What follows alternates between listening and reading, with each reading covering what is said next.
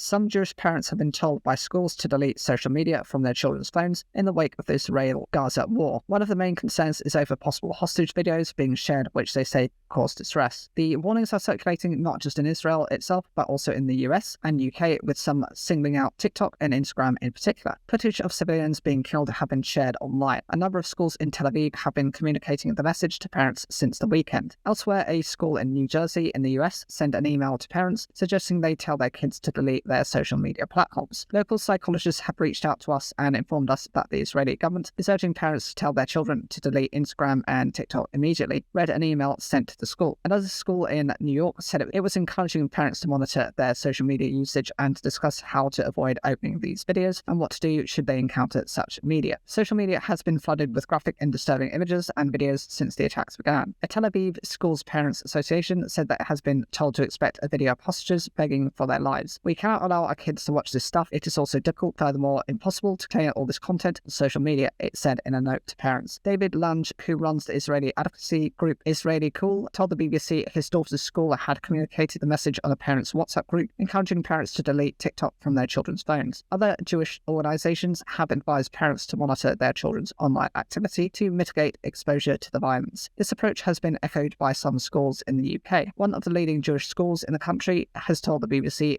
the use of social media is a difficult, delicate matter because pupils are using the platforms all the time. Instead of an outright ban, they have encouraged parents to talk to their children about the content they are seeing. I think this always applies, particularly at the moment where what they are seeing might be very distressing, they said over email. The UK's Technology Secretary earlier met with the bosses of social media companies, Google, Meta, X, TikTok and Snapchat, where they were asked about the platforms to clearly set out what action they were taking to remove illegal material that breaches their terms and conditions. Michelle Donnellan said she was asked the tech giants to detail their plans in Write It. Actress Sophie Turner and her singer ex-husband Joe Jonas have agreed to share custody of their two children after resolving a legal dispute. The pair announced their amicable divorce last month, but Turner then sued Jonas, claiming he hadn't let the girls return to England from the US. In a joint statement on Tuesday, they said, after productive and successful mediation, we have agreed that the children will spend time equally in loving homes in both the US and the UK. They added, we look forward to being great co-parents. Their statement followed a new legal filing setting out a temporary joint custody arrangement for their daughters, aged 3 and 1, for the coming months. Turner had previously filed a legal petition citing the wrongful detention of their children in New York. She called for them to be returned to their permanent home in England and alleged that Jonas had refused to return their passports. In response, Jonas' representatives said his impression was that the pair would work together towards an amicable co-parenting setup, pointing out that the children were born in the US and had spent most of their lives there. Turner, aged 27, is best known for a role as Sansa Stark in Game of Thrones and has also appeared in drama series The Staircase and the X-Men film franchise. Jonas, aged 34, made his name in a pop band and a Disney Channel series with his two brothers. Labour plan to use Vote Rishi Get Liz to attack the Conservatives in the run-up to the next general election. Senior figures believe former Prime Minister Liz Truss is toxic with voters. Labour are currently leading opinion polls by a substantial margin. The party intend to argue that if the Tories won a majority, it would likely be small enough for prominent figures on the right of the party, including Liz Truss, to have a significant influence. Last month, Labour posted a picture on X of Prime Minister Rishi Sunak in the pocket of his successor alongside the caption, "We know who's really in charge." For years, the Conservatives used a similar attack line against Labour. When Ed Miliband, now the Shadow Energy Secretary, was leader of the Labour Party, the Conservatives repeatedly argued that a vote for Mr Miliband would be a vote for the SNP. Labour insiders are more confident that they can rebut this attack line, following the swing back to Labour from the SNP in the recent Rutherglen and Hamilton West by-election. But now sources suggest they want to learn something from the Tories' former strategy. Labour intend to make a similar case in the run-up to next year's general election, blitzing voters with the message that if they vote for Mr Sunak, that this will pave the way for Ms Truss and allies of her in the party to have a substantial influence on policy. They argue that the maths of where the opinion polls sit at the moment would mean it would be much harder for the Conservatives to win the sizable majority they have enjoyed since 2019, and argue this leaves more room for factions of the party to exert control and influence. Former Prime Minister Theresa May, for example, struggled to pass much Brexit legislation due to pressure, particularly from the right-wing European Research Group of MPs in her party. The opinion polls started to really shift in Labour's favour after Ms Truss's mini-budget last year, which spooked the financial markets and led to higher interest rates. Jason Atherton has left Marina Social in Dubai to open a new restaurant in the Emirate. The chef opened the restaurant at the Intercontinental Dubai Marina in 2015, but has now parted ways with the hotel brand to pursue his own project. Atherton has long had an association with Dubai. His first worked in the city in 2001 when he moved to open a VA at Hilton Dubai Creek, working with Gordon Ramsay and Angela Hartnett. It was at the hotel where he met his now wife and business partner, Aoife Atherton, who was working as a receptionist. He left Dubai in 2005, returning a decade later to open Marina Social. Atherton said it was now time for a different direction. He added, "After 7 successful years at Marina Social, I've taken the tough decision to end my partnership with Intercontinental Hotel Group. It has been a fantastic project to be part of, and I would like to take this opportunity to thank the whole Marina Social team, IHG, Select Properties, Raheel and Antti for believing in our vision and supporting a journey which is close to my heart. It is now time for a different direction and to bring a new style of dining to Dubai." A separate statement from the social company announced that Jason is excited to develop an exciting new space within Dubai's restaurant scene. Last month, Atherton announced his departure from the Biltmore Hotel in London, where he ran the Betterment restaurant in partnership with Hilton. He said at the time that more London openings were planned for later in the year. A Palestinian refugee is taking legal action against the Home Office over what he says is in effect a refusal to grant visas to his family in Gaza. The Home Office rejected the man's request to allow his wife and 4 young children to apply for visas without giving fingerprints. 2 of his children have caught hepatitis A, which the World Health Organization says is spreading in Gaza. All applications are carefully considered on their individual merits and must meet the requirements of the immigration rules and published guidance, and officials say. A court anonymity order means the man and his family cannot be identified for their own protection, but in a witness statement to the court, he said he wanted to die when he had heard about the Home Office's decision. "I am so afraid that my family will be killed. They'll be killed while I am away from them, and I will blame myself for not being able to bring them here," the man said. People with refugee status can apply for family reunion visas for their family members to join them in the UK without going through the asylum system themselves. Asylum aid solicitor Anastasia Solopova, who's representing the family, has said in most circumstances when someone applies for a long-term British visa outside the UK, they need to give their biometrics, fingerprints and a photograph at a visa application centre or VAC for security reasons. Because there are no working VACs in Gaza, the family had applied to either be exempt from having to give their fingerprints or be allowed to travel to Egypt to give them at a centre there. In a refusal letter that's been seen, the Home Office had told the man that the government was not able to assist with exit or entry requirements for a third country, where a person needs to travel to that country to submit biometrics. Guidance, it adds, makes it clear that people must only apply for entry clearance if they can travel to the UK. There was now no way for the family to submit their biometrics, and they had brought a judicial review asking a judge to examine the Home Office's decision. We are challenging the decision in court, but the truth is that with every day of delay, our clients' families' lives are put in more danger. The Home Office should never have made this unlawful decision, which could mean that our client's wife and children could possibly die in Gaza without ever seeing our client again. Even before the current conflict, it was not easy for Palestinians to leave Gaza by the Rafah crossing into Egypt. They had to register with the local Palestinian authorities 2 to 4 weeks in advance, and may then have been rejected by either Palestinian or Egyptian authorities with little warning or explanation. And since the current war began, Egypt has said it is reluctant to allow an influx of refugees to Gaza. In November, the Home Office said it was working with Foreign Office to help British people and their non-British family members evacuate Gaza through crossing, and at the time a team of Home Office staff was helping visa applicants in Egypt. Now people able to leave Gaza through crossing receive medical, consular and administrative support from British Embassy staff based in Cairo. Hundreds of people wrongly convicted in the post office scandal are set to have their names cleared under new legislation planned by the government. The law is expected to come into effect by the end of July and will apply to convictions in England and Wales. It will apply to convictions meeting specific criteria and expected to clear the majority of victims. Governments said the possible exoneration of some genuinely guilty crimes was a price worth paying. Between 1999 and 2015, more than 900 sub-postmasters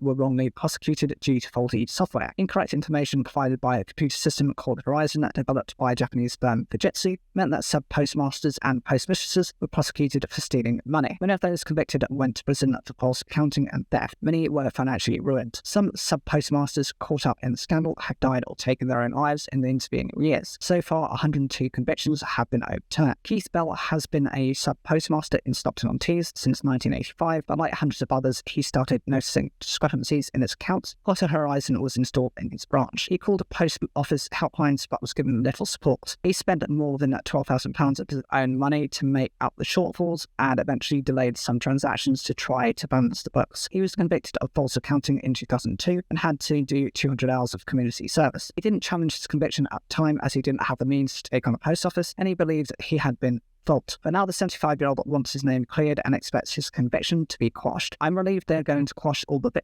convictions, which is not overdue, he said in response to the announcement on Thursday. It's a relief to be able to talk to friends. It's a relief to be able to look people in the eye now. The issue was thrust back into the spotlight by an ITV drama, Mr. Bates vs. the Post Office, earlier in the year. Criticism had said that the process for overturning convictions and getting compensation was far too slow. There are three main schemes aimed at groups of victims who had different experiences of the scandals, but the schemes have been accused of being long-winded and complicated. Announcing the plans, Post Office Minister Kevin Hollenrake said that the legislation was likely to exonerate people who were in fact guilty of the crime. But he said the government accepts that this is a price worth paying in order to ensure that many innocent people are exonerated. Some 700 people were prosecuted by the Post Office. Another 283 cases were brought by other agencies, including the Crown Prosecution Service, CPS, and the Department for Work and Pensions, DWP. Prosecutions by the DWP will not be quashed under the new law. Mr. Hollenrake said the new legislation would overturn all convictions that met certain criteria, and it will only cover convictions for the Post Office and CPS. Relevant offences such as theft and false accounting, sub-postmasters and their employees or family members, cases where the offence took place during the time that the Horizon system and its pilots was in operation, cases where the convicted person was working in a post office that was using the Horizon system software, including relevant pilot schemes, cases in England and Wales. However, the government said it would work with the Scottish Government and Northern Ireland Executive to ensure their schemes to quash convictions are compatible with the UK compensation scheme. Labour MP Kevin Jones said he welcomed news of the legislation, but added it was vital that the government set aside enough time for the new law to be passed as quickly as possible. There are some initial key questions that need answering, including whether the Post Office capture system that counts as a pilot of the Horizon system for the purposes of this bill. Mr. Hollenrake added he recognised the constitutional sensitivity of the planned legislation, but added it did not set a precedent for the future relationship between the government, Parliament and the judiciary. The scale and circumstances of this prosecutorial misconduct demands an exceptional response. We are keen to ensure that the legislation achieves its goal of bringing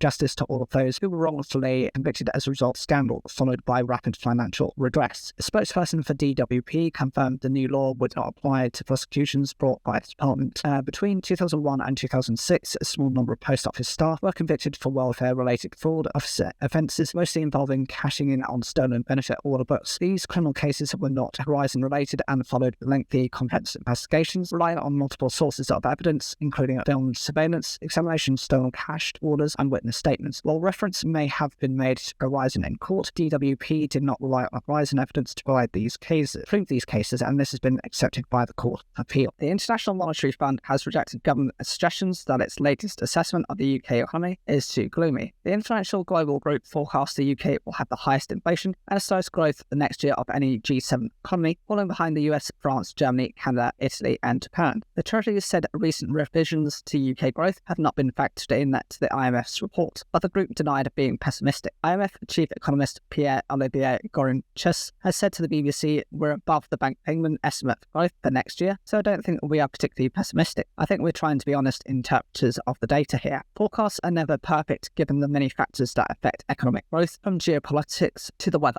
but such reports can point in the right direction, especially when they align with other predictions." The IMF, an international organisation with 190 member countries, has said the forecast it makes for growth the following year, and most advanced economies have more often than not been within about 1.5 percentage points of what actually happens. In July last year, it forecast that the UK economy would grow by 3.2% in 2022. It revised that upwards to 4.1% at the start of this year, but official UK figures released last month estimate the country's economy expanded by 4.3% in 2022, considerably more than the IMF's initial estimate. According to the group's latest forecast, which it produces every 6 months, it expects the UK to grow more quickly than Germany in 2023, keeping the UK out of bottom place for growth among the G7, but it downgraded the UK's prospects for next year, estimating that the economy will grow by 0.6%, making it the slowest growing developed country in 2024, widely predicted to be a general election year. The IMF says the UK's immediate prospects are being weighed down by the need to keep interest rates high to control inflation, which has been falling but remains stubbornly above target. It warned Bank of England rates would peak 6% and stay around 5% until 2028. Rates are currently 5.25%. The decline in UK growth reflects tighter monetary policies to curb still high inflation, and lingering impacts of the terms trade shock from high energy prices, the report said. The IMF's forecast has come at a bad time for the UK government, which is keen to promote the idea that the economy is at a turning point, with inflation falling decisively and interest rates likely to have peaked. Government sources suggested that the IMF had not taken into account the fact that expectations for market interest rates had fallen in recent weeks, and that the Office for National Statistics, ONS, had upgraded its assessment of the UK's post-pandemic recovery. However, Mr. Gonichus rejected that, telling the BBC that the IMF had absolutely factored in interest rates peaking late last month and that there is no discrepancy. He added that a preliminary read of the ONS's revised data had changed the picture for 2021, but probably not much for the current forecast. If anything, he said, past upgrades for 2021 would mean there is less room to grow and catch up, so it might not lead to a big change upwards in terms of growth performance. Responding to the IMF's report earlier, Chancellor Jeremy Hunt said the IMF has upgraded growth for this year and downgraded it for next. For longer term, they say our growth will be higher than France, Germany or Italy. To get there, we need to deal with inflation and do more to unlock growth. On Tuesday, the Bank of England's Financial Policy Committee, FPC, which monitors the stability of the UK financial system, also warned on the UK's high interest rates. It said financial markets expected rates would have to stay high for a long time, putting pressure on household finances. The full impact of higher interest rates has not yet been passed through to all borrowers, it added. The IMF is already warning of signs of slowdown in the world economy after what happened to be a resilient start to the year. For example, tourism had recovered following the pandemic, boosting economies with large travel and tourism sectors such as Italy, Mexico and Spain. But a slowdown in interest rate-sensitive manufacturing sectors was dragging on growth, and there were signs that China's momentum was fading following its reopening surge at the start of 2023. The IMF predicts global growth will fall from 3.5% in 2022 to 3% in 2023 and 2.9% in 2024. The global economy continues to recover from the pandemic, and Russia's invasion of Ukraine showing remarkable resilience, Mr. Gonichus said. Yet growth remains slow and uneven. The global economy is limping along, not sprinting. The typical annual energy bill will fall to £1,690 from April, to the lowest for 2 years under the new price cap set by the regulator. It means a drop of £238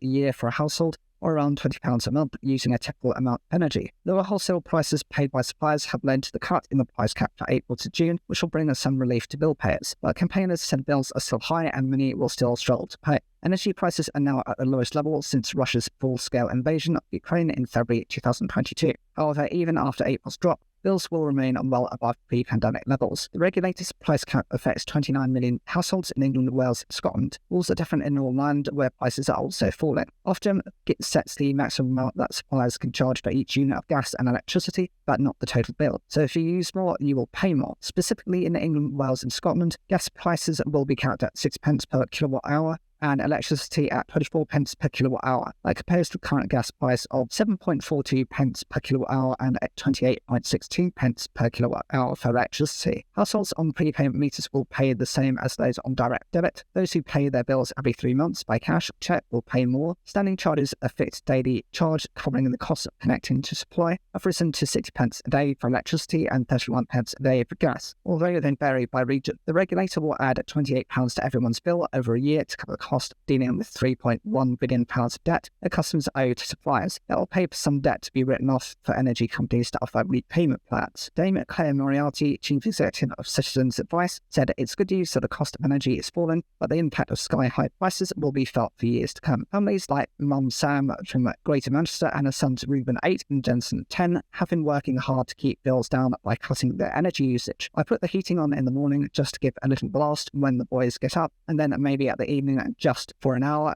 but we just try and cut back as much as possible. And I wear as many clothes, coats and things as I can, especially when I'm working from home. The boys are very aware of it because we talk openly about it, she said. That's why, as much as they do think I'm always liking them, it's just about trying to save money and save on energy. She said that lower prices would take the pressure off and give a little bit of room in the budget, but they would continue to energy as much as they can. The vast majority of people pay by direct debit, with payments smoothed out over the year. However, those who pay via prepayment meter, so often pay for energy as they use it, would have benefited more had the cut come over the winter. Jonathan Brearley, chief executive of Ofgem, said that by April, energy bills for the average household will have fallen by £690 since the peak crisis. But there are still big issues that we must tackle head-on to ensure we build a system that's more resilient for the long term and fairer to customers. Mr. Brearley said the regulator was looking at standing charges, a fixed daily amount which covers the cost of connecting to a supply. There has been criticism about increases to these charges, and some have argued they should be abolished. But Mr. Brearley said the issues were complex. The analysis we've done says there's a large group who are made somewhat better off by abolishing it, while there's a big but slightly smaller group who are made significantly worse off. In the winter of 2022 to 2023, overall energy prices were high, and rises would have been bigger had it not been for the government's energy price guarantee, limiting the typical bill to £2,500. Each household also received £400 of support over 6 months, but the government did not repeat the discount this winter. Cost of living payments seem set to end following a final instalment this month, and no plans have been announced for a continuation of the Household Support Fund, which councils use to offer direct support. Chancellor Jeremy Hunt could choose to address future support when he presents his budget on the 6th of March. A spokesperson for the Department for Energy Security said that we halved inflation and energy prices are now significantly lower than their peak, but we recognise the challenges families are still facing. Labour's Shadow Energy Secretary Ed Miliband said that whilst it's welcome that the price cut is coming down, truth is that energy bills are still far too high for hard-working families. Banking giant Lloyds has set aside £450 million to cover the potential cost of an investigation into car finance deals by the UK's financial regulator. A probe into whether people have been paying too much for cars was launched by the Financial Conduct Authority, FCA, last month. Brokers who arranged car financing earned commission on the interest rates that they set customers. Lloyds revealed the provision as it announced a big rise in annual profits. Banks said that pre-tax profits jumped to £7.5 billion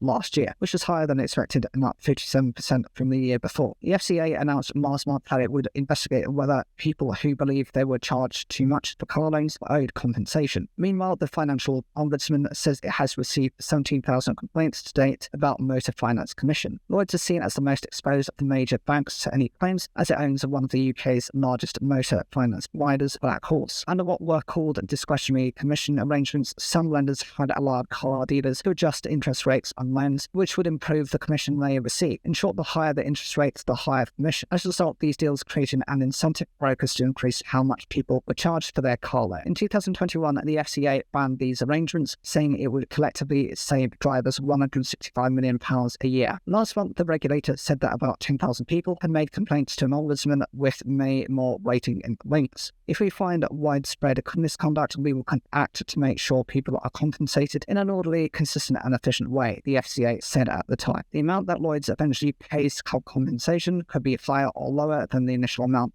is set aside. The potential cost of compensation has raised comparisons in the amount paid out during the Payment Protection Insurance PPI mis-selling scandal, which cost banks tens of billions of pounds. But Lloyds Chief Financial Officer William Chalmers told reporters that the car finance probe was not like remediations. Lloyds Chief Executive Charlie Nunn said that the extent of any misconduct or loss on behalf of customers, if any, it remains very unclear, so we welcome the FCA's announcement a few weeks ago to look into this, provide clarity for customers and the industry. Matt Britzman, equity analyst at Carlyle Lansdowne, said the £450 million set aside by the bank was less than some had feared. There will be question marks around how Lloyds has come to the figure. Lloyds has been honest in saying the outcome of the review is largely unknown. He added, "What we do know is that Lloyds is one of the most exposed banks should the FCA deem there was misconduct and customer loss." Lloyds also said its annual report that it was the subject of another investigation by the financial watchdog, looking at the group's compliance with money laundering rules and regulations. It said it was fully complying with investigation, although it could not say whether or not it would have any impact on its finances yet. Separately, Mr. Nunn also said that Lloyds, which also owns the Halifax, Bank of Scotland and Scottish Widow brands, was predicting the UK's economy would see lowish but positive growth each year. When he said the economy was resilient, he added that some customers were struggling to make ends meet, whether it's those who are struggling with some cost of inflation or alternatively the high mortgage costs. Like other UK banks, Lloyds'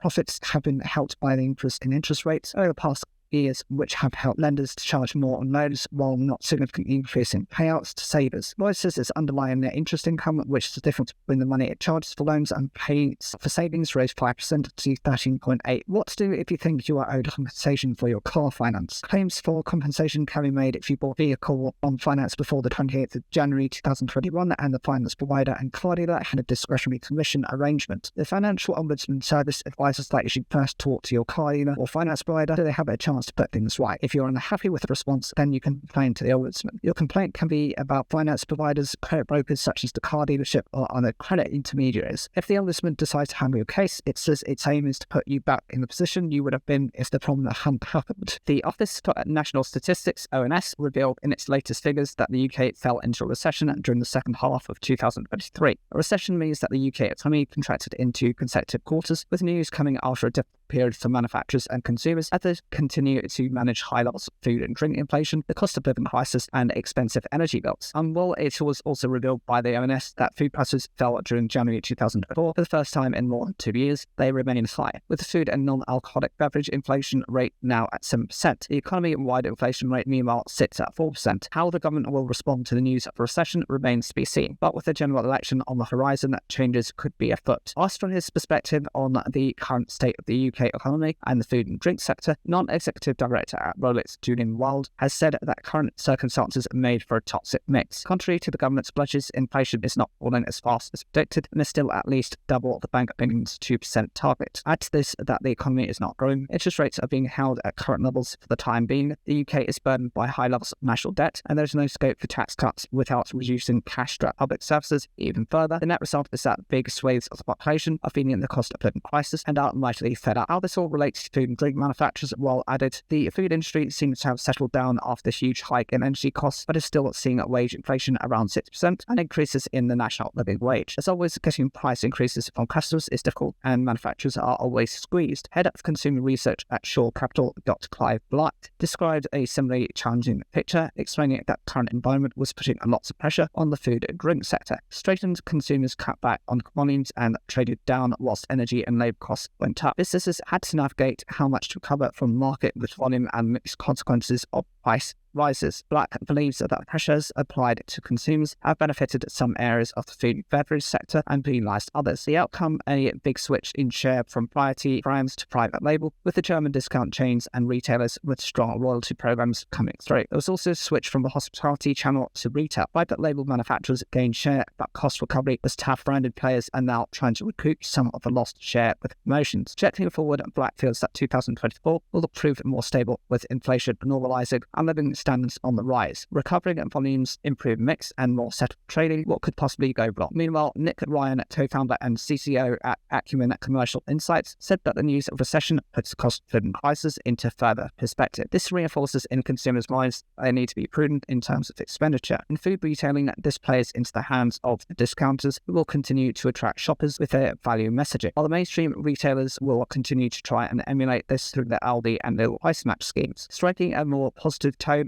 Ryan believes with food and drink inflation falling and interest rates expected to be cut halfway through the year, consumer optimism could be on the rise soon. He added, we can expect some upturn in household expenditure as we head into Q2 of 2024. However, geopolitical instability in the Middle East, compounded by the Red Sea issues, will continue to fan the inflationary winds and might cause inflation to be stickier than one would like. Lucy Letby's bid to appeal against all of her convictions for murdering and attempting to murder babies will be heard in court in April. The nurse's case will be considered by a panel of judges at a public hearing. Letby was convicted of the murder of 7 babies and the attempted murder of another 6 at the Countess of Chester Hospital between 2015 and 2016. She lodged her appeal application shortly after her trial ended. The 34-year-old, originally from Hereford, was turned down at the first stage when a single judge reviewed her case papers. Letby is now entitled to a full court hearing set for 25th of April before 3 judges, at which her barrister will argue for the right to an appeal. If she is granted permission, an appeal hearing will be set by the court for a separate date. If she loses, it'll be at the end of the appeal process for her. The offences took place at Countess Chester Hospital neonatal unit between June 2015 and June 2016. On sentencing in August last year, Letby was given multiple whole life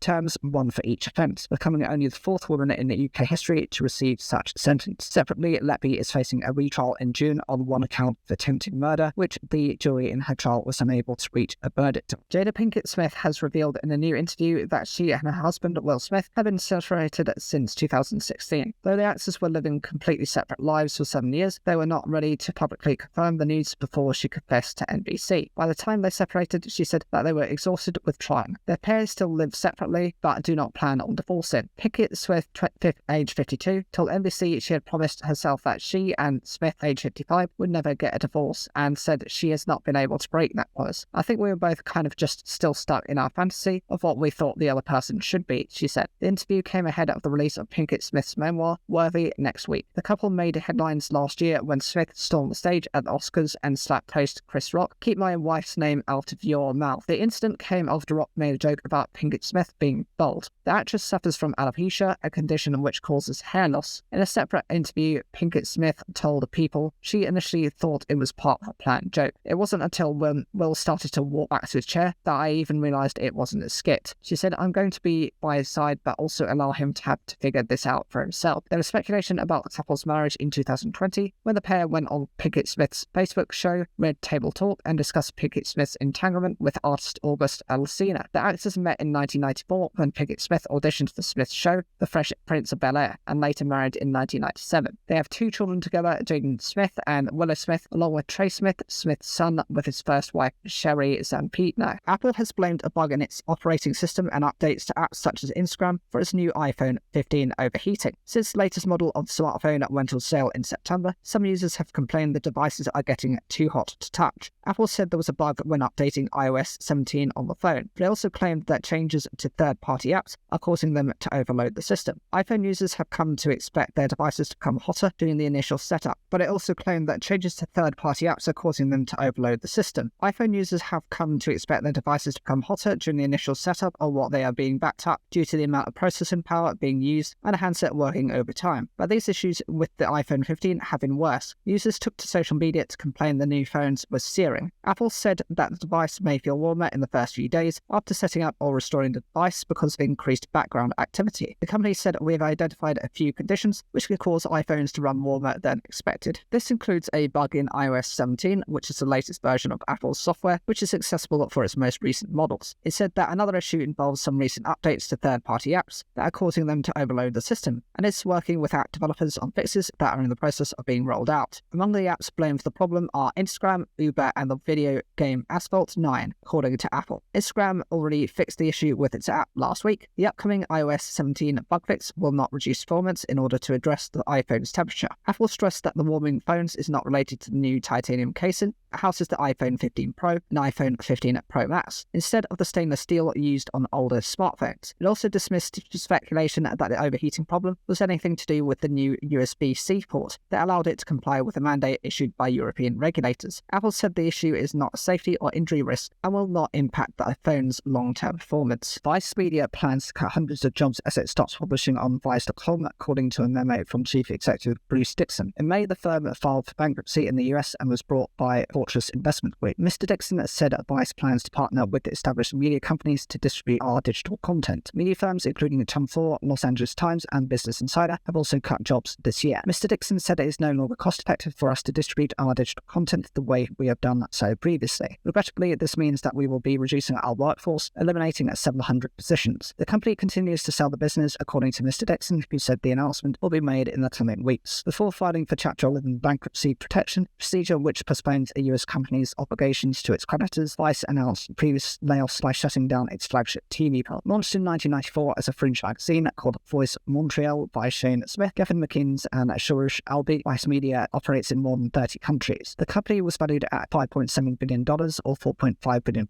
in 2017 and was once heralded as part of Vanguard companies set to disrupt the traditional media landscape with edgy, youth-focused content spanning print, events, music, online, TV, and feature films. Hope was that Vice would attract millions of younger people through social media platforms such as Facebook and Instagram. Its production included My Journey Inside the Islamic State, in which a Vice journalist filmed alongside the terror group in Syria. Vice also followed basketball star Dennis Rodman and the Harlem Globetrotters team on a sports diplomacy trip to North Korea. More recent content included documentaries about controversial influencer Andrew Tate and a film about Ukraine's President Volodymyr Zelensky by actor Sean Penn. However, the company's revenues have been flat for some years and it has been struggling to turn a profit. Vice's plans to go public through a merger have also also failed. Households could be asked to pay an extra £17 a year on their energy bills to help prevent suppliers going bust, according to the industry watchdog. Ofgem said it was considering the measure to protect the market and consumers after figures showed energy debts reached £2.6 billion in the summer. The rise in debt was due to both the increase in wholesale energy prices and wider cost of living pressures. Any rise in bills would not take place until April next year, Ofgem said. The timing of an increase was designed to protect consumers from extra costs during the winter. It said, "We know that households across the country are struggling with wider costs of living challenges, including energy, so any decision to add a cost price cap is not one we take lightly," said Tim Jarvis, Director General for Markets at Ofgem. However, the scale of unrecoverable debt and the potential risk of suppliers leaving the market or going bust, which passes on even greater costs to households, means we must look at all the regulatory options available to us. Ofgem said that if a one-off rise to bills did not take place, there is a risk that consumers could face even higher costs and poorer standards of service if suppliers go out of business. The regulators said that when energy prices started to rise in 2021, about 30 suppliers went out of business, and this led to every energy customer being charged an extra £82 to cover the costs of making sure households were not cut off. Ofgem said it would consult with the energy regulator industry, consumer groups and the public over the options, including how any rise in bills might be spread out. "We must consider the fairest way to maintain a stable energy market, and we will do this in consultation with all our partners to ensure we are protecting the most vulnerable households," said Mr Jarvis. Under Ofgem's latest price cap, which affects 29 million households in England, Wales and Scotland, the annual energy bill for a typical household is £1,923. While that is £577 lower than last winter, average annual gas and electricity bills remain high by historical standards. In winter 2021, an energy bill for a typical household was £1,277. In addition, government support last winter of £400 for each household is not being repeated this year, and analysts have forecasted that bills will rise again in January. Citizens Advice said it was worrying that more households were falling behind with their energy bills during the warmer months. High energy prices mean millions of people remain at risk of falling behind in the coming months, said Dame Claire Moriarty, Chief Executive of Citizens Advice. An increase in the price cap to pay for higher debts will make people's bills even more unaffordable. Any change must be in the best interest of all consumers. For now, the government must provide additional bill support this winter for those at most risk. Chief Executive of charity National Energy Action, Adam Scorer, said the enormous amount of energy debt was crushing vulnerable households. Government cannot just look the other way and hope for the best. This is the highest level of energy debt we have seen. It is growing quickly and concentrated in the poorest households. A Department for Energy Security and Net Zero spokesperson said, "We would encourage anyone worried about their energy bill to speak to their supplier. We are supporting the most vulnerable this winter by helping an estimated 3 million families with £150 of energy bills through the Warm Hand discount. This comes on top of £900 cost of living support for those in need, as well as nearly £40 billion provided last winter, cover around half a typical household's energy.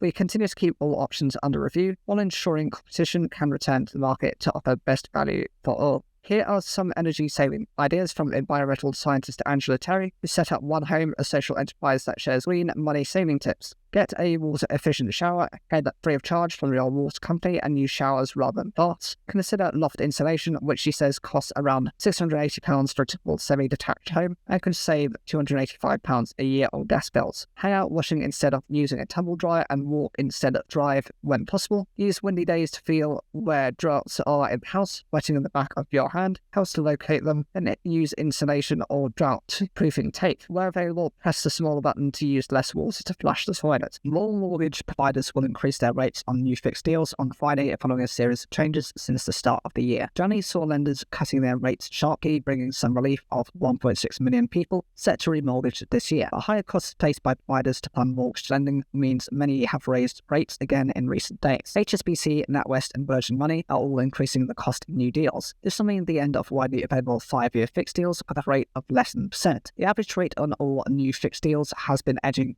higher recently as lenders have upped their pricing. This may catch some borrowers by surprise when the rate story this year has generally been one of falling rates, said David Hollingworth from broker London and Country. He said lenders had been shifting rates regularly. They are responding to the views of investors who now expect the Bank of England's Monetary Policy Committee to make fewer and later changes to its base rate of 5.25% this year than previously anticipated. Cuts in this rate makes borrowing less expensive. The interest rate on a fixed mortgage does not change until the deal expires, usually after 2 or 5 years, and a new one is chosen to replace it. Doing nothing would leave people on a variable rate, which is very expensive. About 1.6 million existing borrowers have relatively cheap fixed rate deals expiring this year. Santander, Coventry Building Society and TSB all raised rates on new fixed deals earlier in the week. HSBC's best buyers deals were never going to last long once Santander pushed up its fixed rates, said Aaron Strutt, mortgage broker at Trinity Financial. While they've gone up, deals are still reasonably priced. Some lenders now offer 2-year fixed rates priced at around 4.4% and 5-year fixes priced at around 0.2%. Lenders have had a busy start to the year and the property market as it has really picked up. These rate hikes may well start to knock the property sector again if they continue. Andrew Montlake, managing director of Coronco Mortgage Brokers, said there is a massive sense of deja vu as several mainstream lenders have increased their rates with little notice in a throwback to the dark days of 2003. This all makes life extremely difficult for those trying to find a new mortgage. As once again, quick decisions are needed or carefully worked out. Budgets need to be revisited, which can sometimes mean the difference between obtaining their dream home or not. However, there are signs of lenders failing to settle on where rates should be set. Halifax, part of Lloyds Banking Group, is cutting the rates on some of its deals on Friday. I expect there will still be plenty of jockeying for position as the market remains extremely competitive, but in the short term, we may still see more movement in mortgage rates. Skeletal remains have been found at the home of missing woman Tina Satchwell in County Cork. Miss Satchwell was 45 when she was reported missing from a home in Grattan Street in Younghull in March 2017. Remains which have not been identified were discovered during a search of Miss Satchwell's home on Wednesday evening by Gardaí or the Irish police investigating her disappearance. A man has been arrested. Gardaí upgraded their missing persons investigation to a murder investigation on Tuesday. The house in Younghull was cordoned off while Gardaí searched the property. A man was arrested on suspicion of the murder of Miss Satchwell, but he was released without charge on Wednesday night. The investigation into Miss Satchwell's disappearance has remained active over the past 6.5 years. 3 months after she was reported missing, Gardaí conducted a technical and forensic examination of the story home, she said, with her husband and the couple's car. Later that year, the Garda Water Unit conducted a search of the shoreline in Youghal, while officers also searched an area of wasteland elsewhere in town. In March 2023, on the 6th anniversary of her disappearance, Gardaí renewed their appeal for the public's health. John Lewis boss Dame Sharon White is to step down after 5 years, making her the shortest-serving chair in the partnership's near 100-year history. Dame Sharon's 5-year term ends in February 2025. She has told the board she will not seek a second term. The partnership reported a loss of £234 million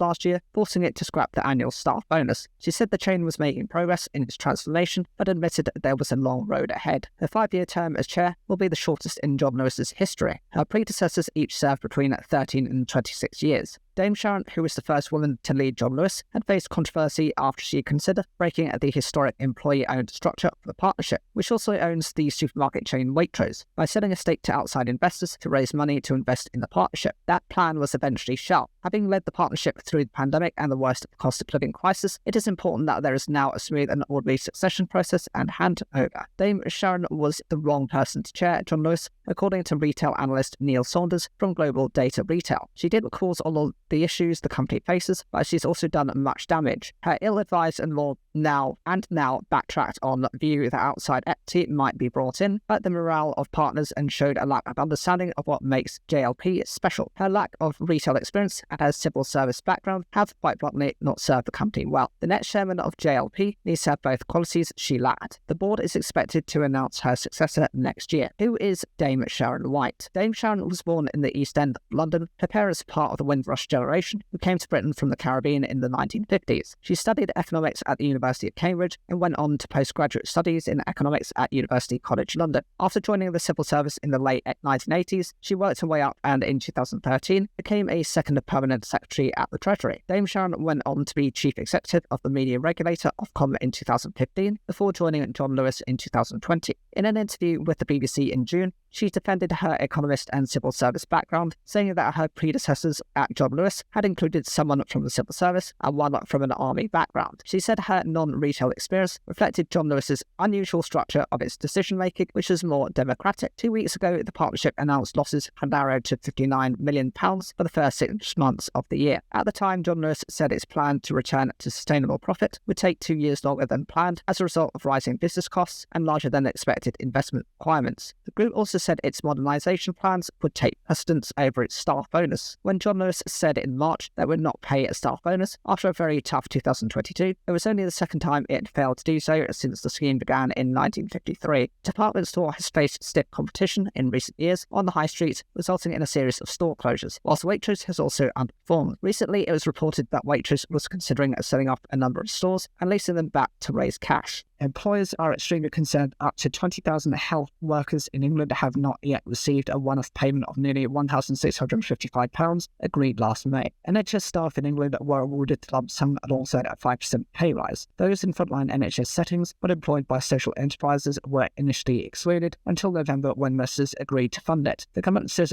NHS organisations are responsible for making the payments. Employers were told to apply to the Department of Health and Social Care to receive funding to cover the award, but they say there is still no indication when this will happen. They have not yet been updated on the progress. These social enterprises are often not-for-profit community organisations founded to take on services outsourced by the NHS in England. Staff, including community nurses and physiotherapists, are transferred across to the NHS trusts that remain on the same pay conditions, and some continue to wear NHS uniforms. Social Enterprise UK Director Dan Bulbury said social enterprises were promised funding to cover all parts of the NHS pay deal last year, but our members still haven't seen that money. So vital staff working hard on the front line have now been waiting nearly a year for the government to properly fund the bonus that was agreed last spring. We remain extremely concerned that the government is not fulfilling its side of the deal to ensure that all staffing and deliver NHS care are paid what they deserve. Social Enterprise UK had threatened to take the government to court under judicial review proceedings, but paused its action when ministers said that they would come up with the money. But the option to continue with the action expires this week, meaning that Social Enterprise UK would have to go back to the start of the prolonged judicial review process. CSH provides community nursing and therapy services to adults and children. Management were hoping to get the lump sum into March pay packets, but Chief Executive Steve Flanagan said, to date, we have not had any feedback or communication regarding the outcome of our application. We were hopeful that after the positive response, this would be resolved quickly, allowing our overlooked colleagues to be treated equally. But so far, this has not been the case. Speech and language therapist Pippa Wiseman said that we continued seeing patients throughout lockdown in full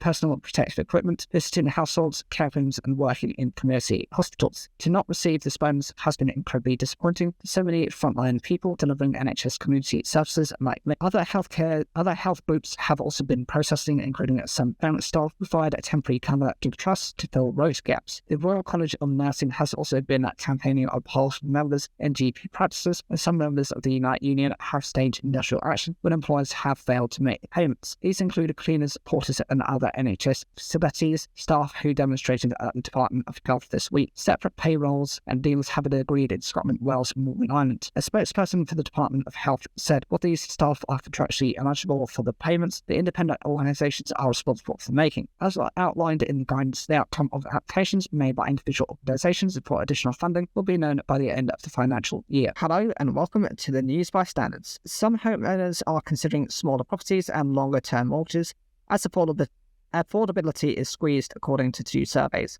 A quarter of mortgage holders aged under 30 who started their loan early this year chose a 35-year term, credit reference agency Experian said. That is an increase from 10% in January 2020, it said. It comes as Nationwide Building Society said average property values were 5.3% lower than a year ago.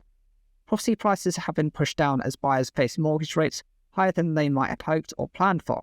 The average UK house price of £257,808 in September was around £14,500 lower than in the same month a year earlier. Robert Gardner, Nationwide's chief economist, said there are signs that more buyers are looking towards smaller, less expensive properties, with transaction volumes for flats holding up better than any other property types. This may be because affordability for flats has held up relatively better as they experienced less price increase over the pandemic period. Average prices in September were unchanged compared with the previous month, according to Nationwide. The Building Society bases its survey data on its own mortgage lending, so the survey does not include those who purchase homes with cash or buy-to-let deals. According to the latest available official data, cash buyers currently account for over a third of housing sales. Nationwide said that someone earning an average income and purchasing the typical first-time buyer home with a 20% deposit would spend 38% of their take-home pay on their monthly mortgage payment. This is higher than the long-run average of 29%. Experian said some younger buyers were looking for a longer-term mortgage. This would reduce the monthly repayments, but mean the loan would take longer to pay off and be more expensive in the long run. James Jones, head of consumer affairs at Experian, said, with high interest rates increasing the pressure on borrowers, young people may feel like they have been locked in. Ways to save money on your mortgage. Overpay it now if possible. If you still have some time on a low fixed rate deal, your mortgage could work harder for you now. Putting money in a savings account can build up and also earn interest to help to pay down some of the mortgage ahead of fixing a new deal. Switch to interest only. If you have an interest-only mortgage, it means you are only paying the interest on the amount borrowed, and you're not paying down the size of the debt. But moving to an interest-only mortgage can keep your monthly payments affordable. Downsize. This is possibly not a realistic option for a growing family or for the owners of a small flat. But for older mortgage customers whose children have flown the nest, selling up and buying a smaller property could reduce the mortgage size. Auditing giant KPMG has been handed a record fine over exceptional failures in its accounting work for Carillion, the construction giant which collapsed in 2018. The Financial Reporting Council, which regulates accountants, said the £21 million fine was due to the number, range and seriousness of issues in KPMG's work. Carillion's failure cost thousands of jobs and 450 building projects. KPMG's UK chief executive said the FRC's findings were damning. "I'm very sorry that these failings happened in our firm," said John Holt. "It is clear to me that our audit work on Carillion was very bad over an extended period. In many areas, some of our former partners and employees simply didn't do their job properly." Carillion collapsed with debts in excess of £1.5 billion, leaving projects including at Liverpool's Royal Hospital and the £745 million Aberdeen Bypass project unfinished, as well as contracts in prisons, hospitals and with the army unfulfilled. KPMG vetted the company's accounts repeatedly from 2014 to 2017 and failed to spot its spiralling problems. Looking back through these audits, the FRC said it had found an unusually large number of breaches of relevant requirements. KPMG had failed to gather enough appropriate evidence to enable it to conclude that Carillion's financial statements were true and fair. It also failed to conduct its audit work with an adequate degree of professional skepticism, even when statements and estimates by Carillion's management team appeared unreasonable or inconsistent. The FRC said Carillion, a major construction firm with around 12,000 staff, had been a very important client for KPMG and key members of its audit team, which created a risk to their objectivity. It singled out Peter Meehan, a former KPMG partner who no longer works for the firm, saying he and his team had occasionally signed off audit reports before completing all of the work involved. He has personally been fined £500,000, reduced to £350,000 to reflect his cooperation with investigators. Another partner, Darren Turner, has been fined £100,000, which was reduced to £70,000 for failures in a 2013 audit. In both cases, the FRC said the men had not been dishonest, although Mr. Meehan's team had occasionally made intentional, deliberate or reckless mistakes. The regulator said that the breaches undermined credibility and public trust in the auditing process. The collapse of Carillion had a significant and painful impact on employees, pensioners, investors, critical infrastructure projects, local communities and taxpayers. FSC boss Richard Moriarty said, "Our investigation concludes this was a textbook case study in failure." Mr. Holt said junior colleagues at KPMG had been badly let down by leaders firm, and he was upset and angry. "As an auditor, I simply cannot defend the work that we did on Carillion. As the chief executive of KPMG, I am determined that we face up to this failure, and I am absolutely committed to continue to work with my colleagues across the business to ensure that nothing like this can happen again." KPMG was last year told to pay £14 million for misleading the FRC about its work for Carillion. In 2021, the government began legal action to ban 8 former Carillion directors from holding senior boardroom positions. Last week, the former Carillion boss Richard Howson was banned by regulators for being a director of a UK business for 8 years. Restrictions on American XL bully-type dogs have come into force in Scotland. Owners of the breed, which have been linked to a series of attacks across the UK, risk the fine for failing to muzzle the animals and keep them on a lead in pub. The abandonment of breeding, exchanging or selling of the dogs has also been banned. It means Scotland has fallen in line with England and Wales in imposing controls of XL bullies. Owners of the dogs will still have to apply for an exemption certificate before the 31st of July, which includes having them microchipped and neutered. Anyone convicted of breaching the new safeguards could face up to 6 months in jail and a fine of up to £5,000. The new rules come into effect just days after police shot a dangerously out-of-control dog in East Kilbride when it injured 3 people. The legislation was introduced following concerns over an influx of XL bullies to Scotland since the UK government brought in controls on the dogs south of the border last year. Owners in England and Wales were ordered to muzzle their dogs from the 31st of January, while an exemption certificate has been required since the 1st of February. The dogs have been linked to the death of Esther Martin in Jaywick, near Clacton-on-Sea, Essex, earlier in the month. First Minister Humza Yousaf initially said similar rules were not required in Scotland before announcing that the Scottish Government would largely replicate the restrictions. The Scottish Government said the laws introduced by the UK Government created a loophole which led to people in England and Wales moving exile bullies north order. Another charity, the Scottish SPCA, has said they were aware of at least 60 exile bullies being brought to Scotland, but the true number is not known. Scotland's Community Safety Minister Siobhan Brown has denied claims by some exile bully owners that the government's response is disproportionate. We don't really have exact figures on the number of exile bully dogs yet have come up, but of course that raises concerns for communities, but also for animal welfare because you have dogs coming up in vans. We don't know anything about the history, so it's about a balance between the two. This is legislation that we have put into a corner to follow, unfortunately, but we are not doing it on the same timescale as the UK government, and I'm hoping as we move forward to the second stage that we learn lessons from England and Wales and improve it for dog owners. Separate legislation which will consider details about being able to rehome a dog if the owner dies or other circumstances which may lead to a dog needing to be rehomed will be considered at a later date. Bodies including the British Veterinary Association and the Scottish SPCA disagree with the ban. The Scottish SPCA's Mike Flynn said the Scottish Government originally made the correct call as far as I'm concerned. Banning any individual breed, or in this case type, is not going to guarantee public safety. Every accident could be preventable with proper education and proper responsible ownership. 4 dogs, 2 of which are confirmed to be exile bullies, are now due to be put down by the SSPCA. First Minister Humza Yousaf said time had been taken to speak to key parties involved in the decision and denied it had been made reactionary. He said we had to act given the announced changes by the UK government last year and announced without any consultation with Scotland. We're bringing forward regulations that I hope will stop what we saw at the beginning of this year when we saw transfer of exile bully dogs from England and Wales to Scotland. We don't want that to be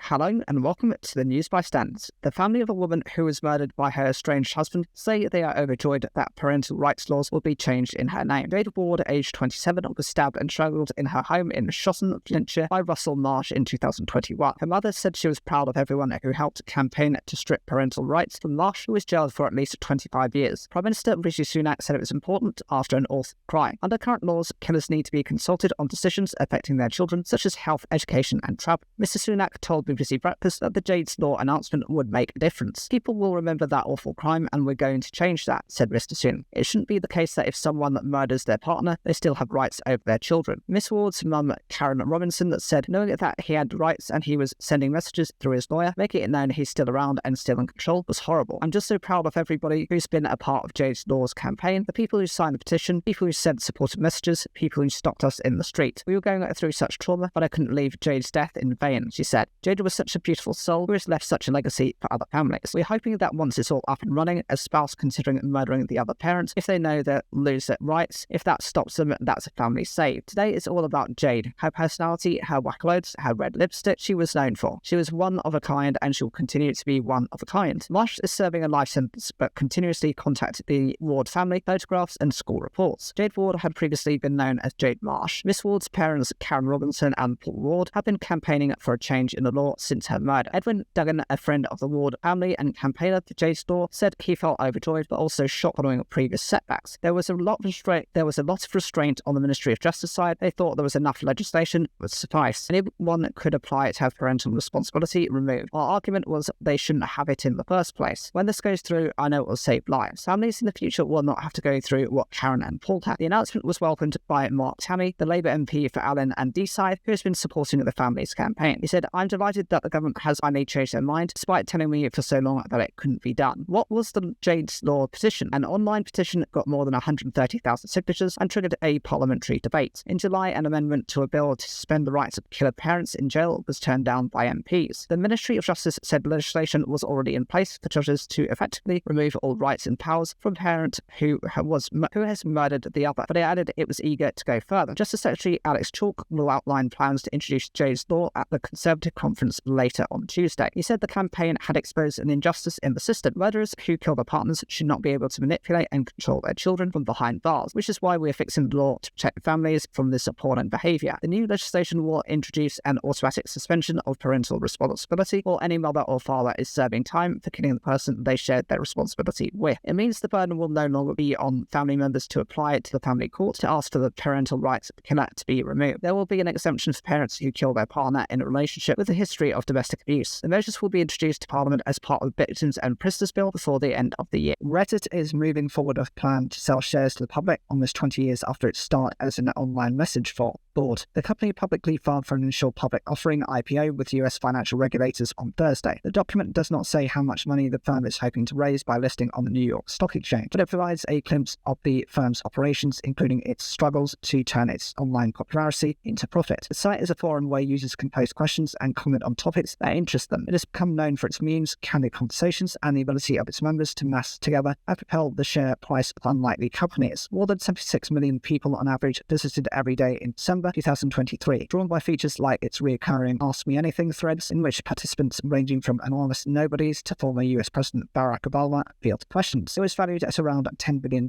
in private fundraising round in 2021, but the company has recorded losses every year since its start, including more than $90 million last year. In the filing, Reddit said it had not started trying to make money seriously until 2018. It reported $804 million in revenue last year, up more than 20% from 2022. Advertising accounted for nearly all of the revenue, but a note to prospective investors, Chief Executive Steve Huffman said he was excited about opportunities to make the platform a venue that commence for commerce and license its content to AI companies. The company on Thursday said it was expanding its partnership with Google, which is licensing its content to train its artificial intelligence tools. I've never been more excited about Reddit's future than I am right now, Mr. Huffman wrote. We have many opportunities to grow both the platform and the business, the latter through advertising, monetizing, comments, commerce, and all the platform and licensing data. Reddit's IPO will be the first by a social media company since Pinterest in 2019. It comes as financial markets in the US are regularly notching new highs, buoyed by optimism over the economy and a new wave of growth powered by artificial intelligence. Reuters said Reddit, which filed private paperwork for an IPO in late 2021, was expected to try to sell nearly 10% of its shares in the listing. The company has said it hopes the move will give users an opportunity to take a more literal ownership platform. It is reserving some of its shares for its most prolific users on Reddit. The company's plans to go public have unsurprisingly drawn notice, and the reception has been mixed. No way I'm touching this with a 10-foot pole, wrote one user, warning of the risk of bots infecting the site, whilst another posed the question Reddit IPO meme on the state. Reddit was founded in 2005 by Mr. Huffman and Alexis Ohanian, also known as the husband of tennis champion Serena Williams. Backers have included venture capital giant Andreessen Horowitz and China's Tencent Holdings, as well as rapper Snoop Dogg. The Home Office has released one of its most politically sensitive datasets, with a note attached describing some of the figures as dodgy. The note, spotted by BBC Verify, was on our Home Office spreadsheet about the number of people arrested after being stopped and searched by police. It said a reason for arrest data is dodgy, so maybe we shouldn't publish it. The Home Office would not inform the BBC why the figures were considered dodgy. The note attached to a Home Office spreadsheet released on the 26th of September was removed after they got in contact. The figures show the number of people stopped and searched in England and Wales under Section 60. This means that police do not need to have reasonable suspicion to carry out a search. The orders give the police powers to stop people within a designated area, such as the Notting Hill Carnival. The arrests were broken down into those for offensive weapons or those for other reasons. Attached to the offensive weapons column was a note from an author asking whether the figures should be published. The official data said that in the year ending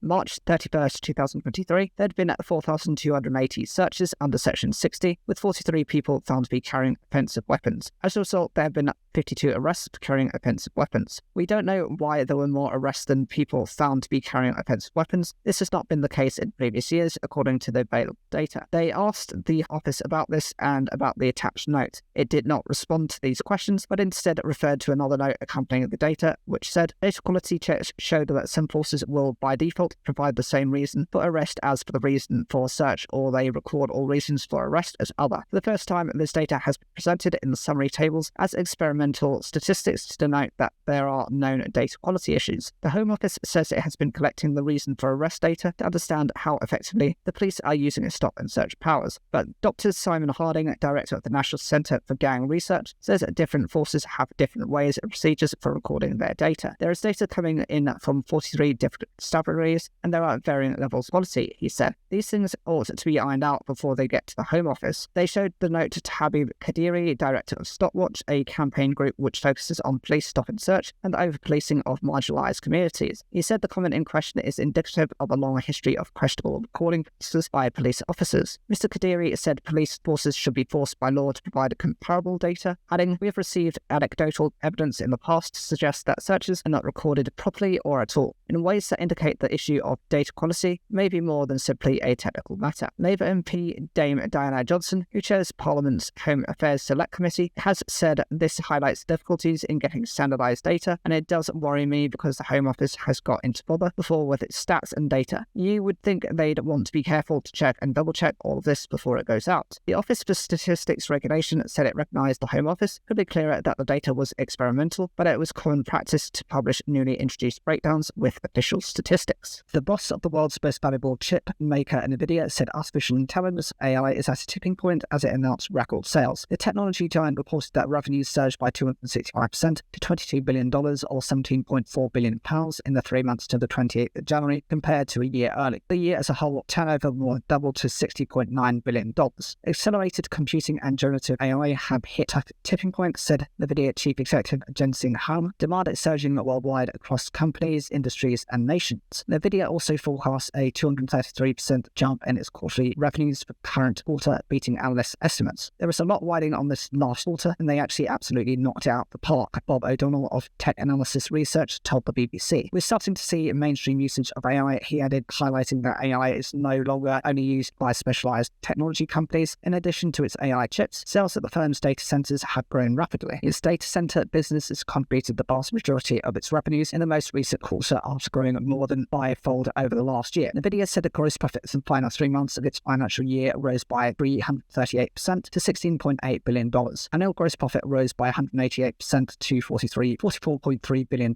However, the company said it faced several challenges, including constraints on its supply chains. The US has also tightened its restrictions on trade China, the world's second largest economy. Oskar Diskaya, a senior analyst at Swissquote, has said that NVIDIA's results have been unusually amazing, but she added that NVIDIA could face difficulties in addition to restrictions in China. NVIDIA will see challenges on the way up because first, the revenue growth will likely stabilize and the euphoria regarding these growth perceptions will level out. The company is also likely to face competition and regulation issues, and it could be constrained by their own capacity to respond to their first surging demand. AI's public profile has risen sharply since launch in 2022 of ChatGPT, which was developed by Microsoft-backed OpenAI. ChatGPT and other similar systems use huge amounts of data to create convincing human-like responses to user queries. They're expected to drastically change the way people search for information online. NVIDIA's stock market value has soared by 225% over the last year, making it one of the most valuable companies in the US. Its share price jumped by more than 9% in extended New York trading.